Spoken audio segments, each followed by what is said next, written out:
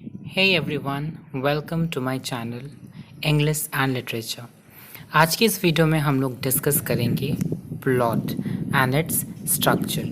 Plot क्या होता है, लिटरेचर में प्लॉट का सिग्निफिकेंस क्या है और इसके डिफरेंट स्टेजेस यानी स्ट्रक्चर को भी देखेंगे। फ्रेंड्स, एक प्लॉट को हम लोग 5 स्टेजेस में डिवाइड करते हैं। पहला स्टेज है exposition, rising action, climax, falling action and denouement, जिसको रेजोल्यूशन भी कहते हैं।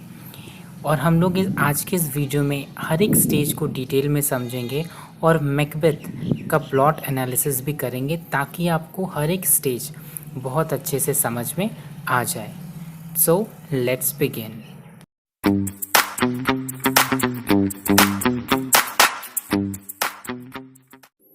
पहले हम लोग देख लेते हैं कि प्लॉट क्या होता है।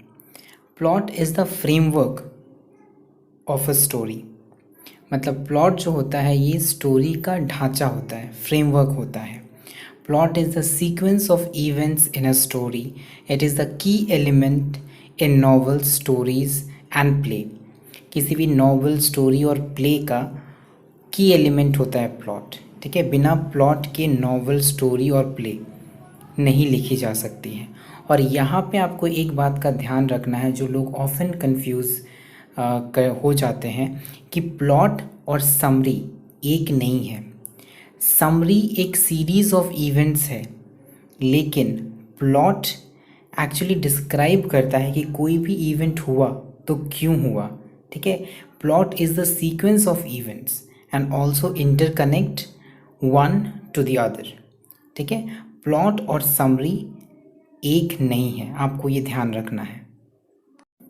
अब हम लोग देखेंगे कि एक प्लॉट का स्ट्रक्चर क्या होता है। So friends, Gustav Freytag, a German writer, created a framework for analysing the 5 acts play in the 19th century. ये एक जर्मन राइटर थे और इन्होंने एक फ्रेमवर्क को क्रिएट किया था।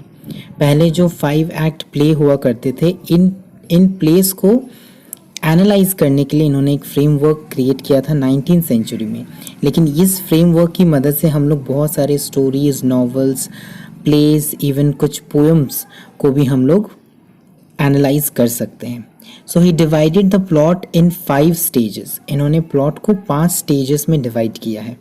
पहला एक्सपोजिशन और इंट्रोडक्शन, दूसरा राइजिंग एक्शन, तीसरा क्लाइमैक्स जिसे क्राइसिस भी बोलते हैं, चौथा फॉलिंग एक्शन एंड पांचवा डिनाउनमेंट जिसको रेजोल्यूशन भी कहते हैं।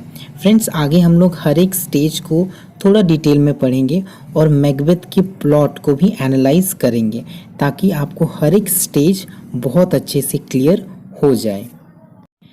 फ्रेंड्स, पहला स्टेज है एक्सपोजिशन। इन दिस स्टेज की background information and characters relationship to one another is introduce.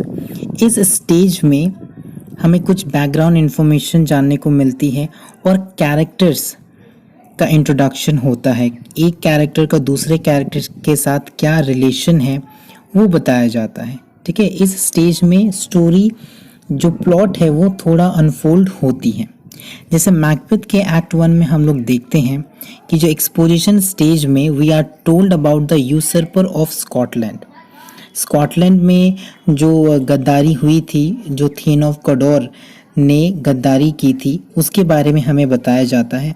फिर मैकबेथ और बैंक्वो के बारे में बताया जाता है और 3 विचेस ने क्या प्रोफेसी की थी उसके बारे में बताया जाता है।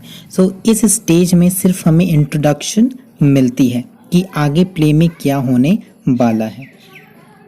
फ्रेंड, दूसरा स्टेज है rising action. It is the most important part of a plot. ये प्लॉट का सबसे इम्पॉर्टेंट पार्ट है क्योंकि अधिकतर एक्शन इसी स्टेज में ली जाती है। Events take place and create tension और problems for the characters and the plot gets complicated. इसमें जो प्लॉट है ये अनफोल्ड होती है कहानी और आगे बढ़ती है। बहुत सारा इवेंट्स ऐसा होता है जो कैरेक्टर्स के लिए चैलेंजिंग हो जाता है और ये पूरे माहौल को एक टेंस माहौल बना देती है क्योंकि बहुत सारे इवेंट्स यहाँ पे होती है। प्लॉट कॉम्प्लिकेटेड हो जाता है। ठीक है, जैसे हम लोग मैकबेथ के एक्ट 2 में देखते हैं कि जब मैकबेथ को पता चलता है कि वो राजा बनेगा, ठीक है, according to the prophecy of the three weird sister. ठीक है, तो वो डनकन को मार देता है। डनकन को मारने के बाद वो बैंक्वो को मारता है, देन मैकडफ के फैमिली को भी मार देता है। ये सब एक्शन जो है प्लॉट को कॉम्प्लिकेट कर दिया है एंड ये एक and it creates a tension और problems for the characters in a play. Next stage है climax. This section is of the greatest tension and conflicts.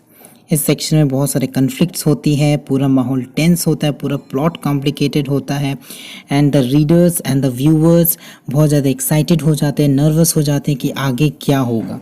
और इसी स्टेज में बहुत बड़े चेंजेस, एक्शन ये सब होती है। बेसिकली एक ट्विस्ट आता है प्लॉट में।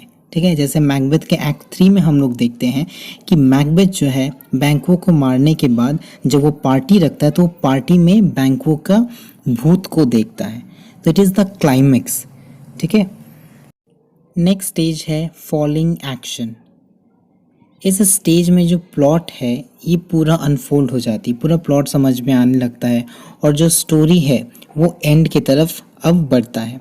ठीक है, जैसे हम लोग मैकबेथ में एक्ट 4 में देखते हैं कि जो मैकडफ है वो रेबल करता है मैकबेथ के अगेंस्ट, वो अपना फैमिली के मर्डर का बदला लेना चाहता है। ठीक है, तो ये क्लाइमेक्स के बाद क्या हुआ, फॉलिंग एक्शन। ठीक है, एक्शन फॉल होगा और स्टोरी एंड की तरफ अब मूव करेगी। और लास्ट स्टेज है resolution. It is like a concluding paragraph. पूरे प्लॉट, पूरे स्टोरी को कंक्लूड किया जाता है स्टेज में and the story ends here. और यहाँ पे स्टोरी ख़त्म होती है। जैसे मैकबेथ के एक्ट 5 में हम लोग देखते हैं कि मैकबेथ इज किल्ड, मैकबेथ मारा जाता है और ये पता चलता है कि जो वियर्ड सिस्टर्स की जो प्रोफेसी थी वो इक्विवोकेशन थी, मतलब वो बोल कुछ और रही थी और उसका मतलब कुछ और है, इस जिसे हम लोग इक्विवोकेशन बोलते हैं।